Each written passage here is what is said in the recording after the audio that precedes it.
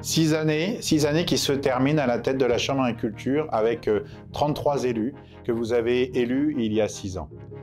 Quel est notre bilan?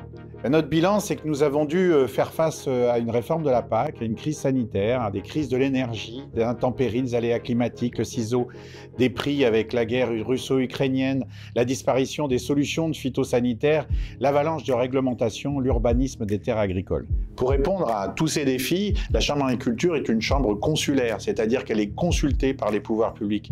Et on se doit donc de répondre, et nous l'avons fait au quotidien, par exemple sur la délimitation des aires d'alimentation de captage, sur les problématiques de ressources en eau en quantité comme en qualité, la directive nitrate, les chartes riverains, tous ces sujets-là, nous avons été présents pour vous représenter. Et ensuite, on se doit de vous retransmettre toutes les informations, les bonnes informations pour conduire, pour piloter vos exploitations agricoles, que ça soit réglementaire à travers les universités du soir, que ça soit technique avec les messages blé, colza, les résultats d'essai, les IRICART.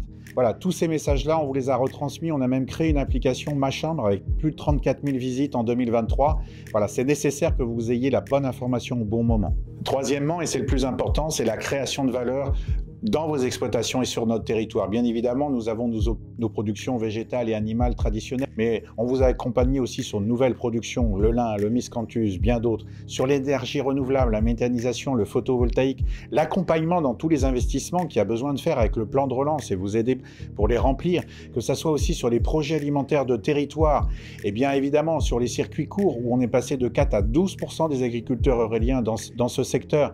Et puis, l'association ADEL qui a récupéré 2 millions d'euros qui, suite à un appel à manifestation d'intérêt, va pouvoir accompagner des projets d'ambition pour créer de la valeur sur les territoires. C'est là aussi notre mission. Quatrièmement, nous avons aussi des défis importants devant nous. On le sait, il y a des exigences environnementales, agroécologiques sur lesquelles on doit répondre. Eh bien, nous, on a décidé d'y répondre avec de l'innovation, mais aussi avec de la recherche et d'expérimentation, que ce soit sur les champs d'essai à Mirmeil, à la Saucée, aussi dans les prairies. Mais c'est aussi en inventant des nouveaux outils, des outils d'aide à la décision avec Pilote Élevage, avec NetIrig, avec Messatimage, avec Mes-Parcelles, et puis des groupes innovants. Parce que c'est important d'y réfléchir tous ensemble, que ce soit Evoluteam, que ce soit Vie ton sol, que ce soit le groupe conservation des sols, et puis bien évidemment tous les groupes de développement, qui est la base originelle des chambres d'agriculture, avec énormément d'adhérents et de plus en plus, pour vous accompagner au plus près du terrain.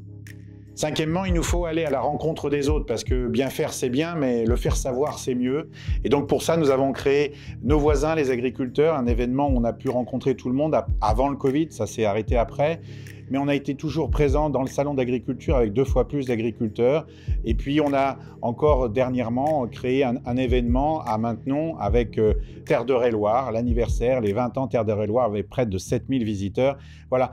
Dès qu'on peut communiquer positivement, on l'a fait durant ces 6 années. Les enjeux phyto, nitrates, décarbonation, réchauffement climatique ne s'obtiendront pas sans performance économique et sans la science. Cette vision s'oppose à la décroissance, à la contrainte réglementaire et au statu quo. Notre bilan de mandat montre également que nous avons su équilibrer les budgets tous les ans sans exception. Une chambre d'agriculture économiquement saine, avec du personnel expert couvrant les sujets stratégiques, voilà ce qu'on vous devait. Mais à titre personnel, je voudrais vous dire que j'ai ressenti durant ces 6 années un vrai soutien. Eh bien, pour cela, je voudrais vous dire merci.